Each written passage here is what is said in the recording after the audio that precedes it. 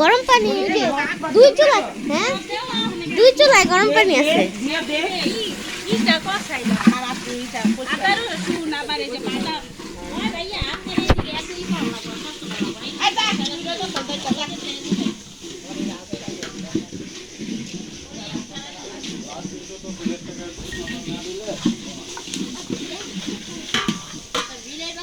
আমার মরিচ গাছ ভাঙছে কেটা?